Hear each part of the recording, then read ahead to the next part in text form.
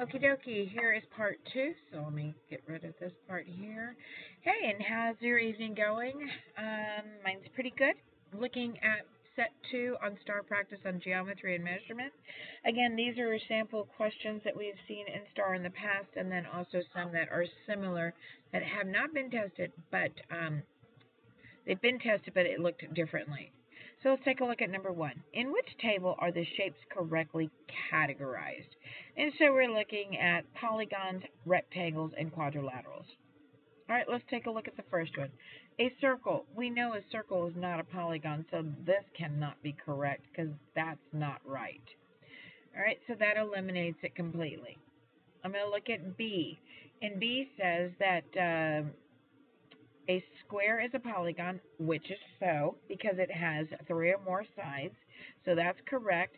It also says that this parallelogram is also a polygon, which is correct.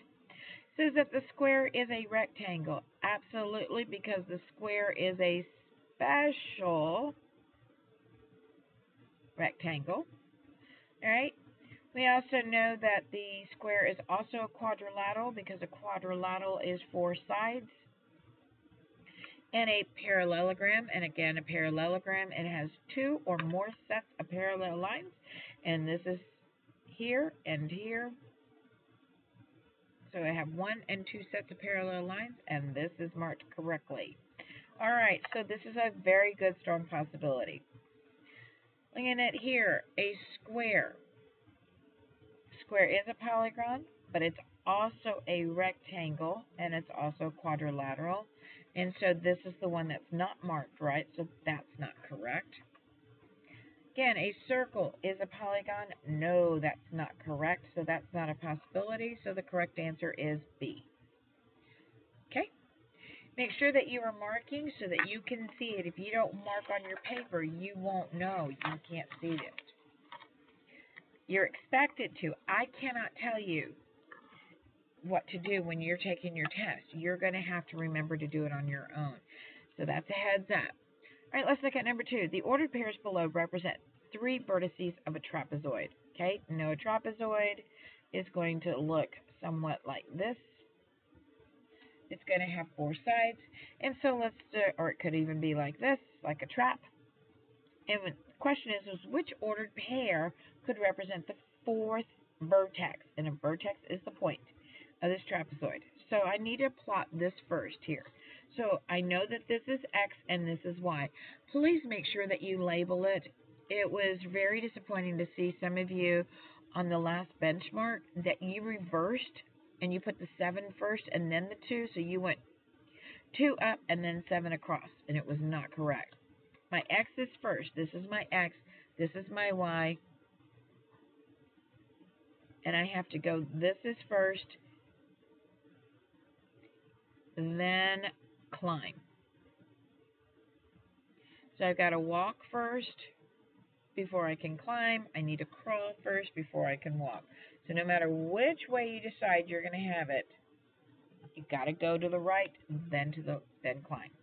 All right, so here I have 2. So I'm going 2 units from my point of origin, 2 units to the right, and I'm going up 7 units. And it is very hard to read, so you can use a ruler to see it. And I have my 7 right here. Okay, so I'm going to mark this 2, 7. Next, I have 6. I'm going over to my point of origin at 6, and my 6 is at my 1. So I'm coming across here for my 1, and I'm going to mark it here. Next one is 6, and I'm coming up all the way to my 9.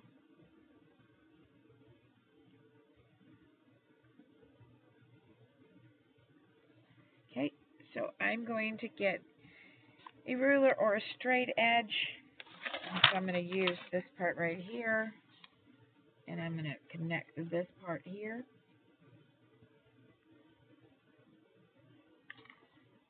And this is already connected here, but I'll connect here. And remember, I had used that line so that I can measure, which is fine, but I'm not going to let that throw me off. Just using a straight edge for the line. And now I need to have another mark over here to have my trapezoid. So I'm coming over here and I'm marking at 3, 2. So if I do it here and I connect here and here, that's not my trapezoid at all. Because I can, let me use a pencil so that you can just see it. So if I have here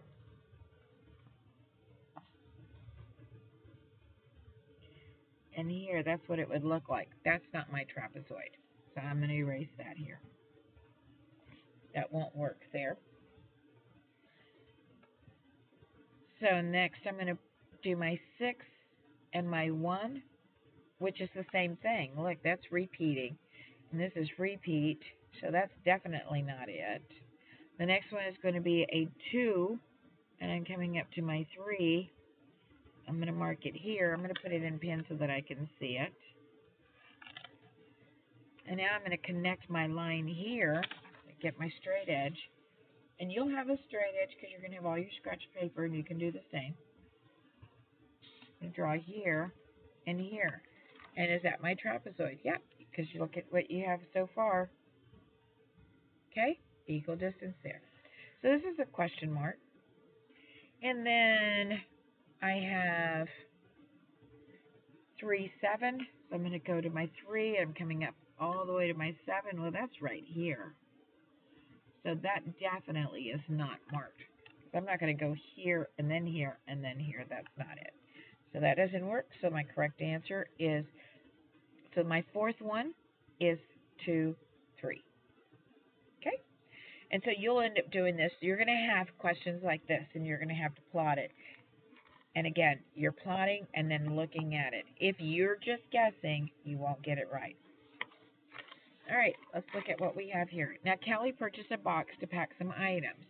The volume of her box is 210 cubic inches.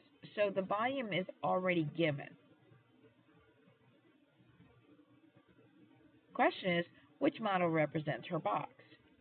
So if it's 210, oops, let me erase that. So my volume is equal to 210. What is my length times my width times my height to equal 210? Well, I need to multiply 7 times 6 times 5. I need to multiply 8 times 8 times 8. I need to multiply 3 times 5 times 9. And I need to multiply 52 times 5 times 4 times 2. Okay, so now I'm going to go ahead and pull out a scratch sheet of paper. You're going to have grid paper. You're also going to have notebook paper. So you're going to write on whatever makes it most happiest, or even copy paper if you don't want lines. So 7 times 6, what is 7 times 6 is 42. And I have my 42 times 5. 5 times 2 is 10. 4 times 5, or 5 times 4 is 20, plus 1 is 21. Well, look at there. It's 210. My volume is 210 right here.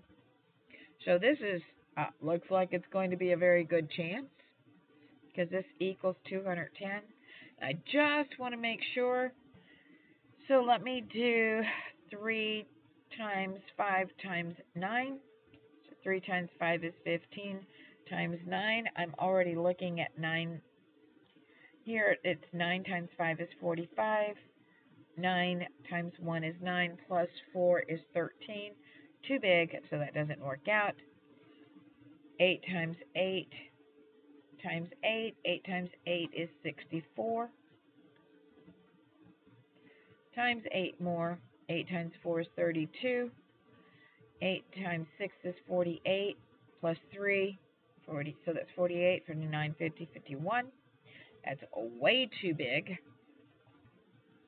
And now this one right here, it's 52 and 5/10 times, and I know that 4 times 2 is 8, so I'm going to multiply this by 8. I'm going to remember, and multiplication is the only operation that moves a decimal. So that's all I needed to do. Then I can pretend like the decimal doesn't exist and make it look like 525 times 8. So 8 times 5 is 40. 8 times 2 is 16, plus 4 is 20. 8 times 5 is 40, plus 2 is 42. I'm going to move my decimal over one time, and that's 420. And so that definitely is not the answer. And so A is my correct answer. All right, let's look at here number 4. The length of 2 dogs are given. A Labrador is 36 inches long. A Poodle is 12 inches long. What is the difference in length of the 2 dogs in feet? So I'm going from inches to feet. Do you see how I immediately am writing down everything so that I know exactly what I'm looking for? I'm going to make my input-output table, write the rule, going from inches to feet. All right? So I'm coming back over here, and I'm looking at, because you're going to be getting the 5th grade chart. So I'm looking here for my 5th grade, and I know that from inches for every 12 inches is 1 foot, and so I'm writing here for every 12 inches equals 1 foot. My rule then is to divide that by 12. So if I have 36 inches, I'm dividing that by 12. Well, let's see. 12 times 1 equals 12. 12 times 2 equals 24. And I'm doing it for those of you that get really confused. Multiply that out. 12 times 3 equals 3 times 2 is 6. 3 times 1 is 3. So that equals 3 feet. I'm going to write 3 feet up here. Okay, well, look at this. 12 inches. Well, 12 inches is here. 12 divided by 12 equals 1. That equals 1 foot. Okay? And so on here, it's asking me what is the difference. Well, 3 minus 1 equals 2. The difference is 2 feet. Okay? Don't forget everything you've learned. Input, output table. On Google Classroom, we've got all those videos there so that you can feel free to go through those and check them. This weekend's going to be a really good time to review and do lots of reading to get your brain in shape for next week. Mrs. Reed is planting a vegetable garden with 4 equally sized sections as represented in the diagram. Equally. Okay, they're all going to be equally sized. What is the total area of Mrs. Reed's vegetable garden in square feet? Okay, so we're looking at her whole vegetable garden. In her vegetable garden, she has squash, pumpkins, tomatoes, and cucumbers. Since they're equal, if this is 4 feet, I know this is 4 feet. If this is 3 feet, I know this is 3 feet. Doesn't look like a 3. And you guys, what I've noticed, some of you are not reading your own writing. Please make sure, you may see it like that. That's also 3 feet. And then, or you may see it like that next Tuesday, which is also feet. So make sure you're writing clearly. You are not doing that. And some of you got the answers wrong because you couldn't read your writing. All right, so now I need to add here 4 plus 4 equals 8 feet total.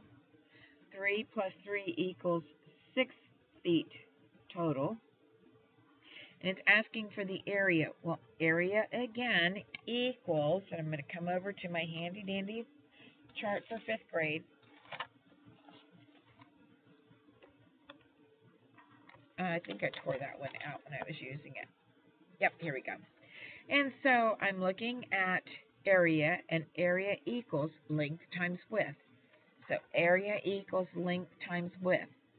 I can't get near your test, can't look at it. Please, I'm begging you right now to write down the formula so that you are completely aware of what you are doing and not get yourself confused. So I'm looking at total area. Area equals length times width. So my area equals 8 times 6. So my area will then equal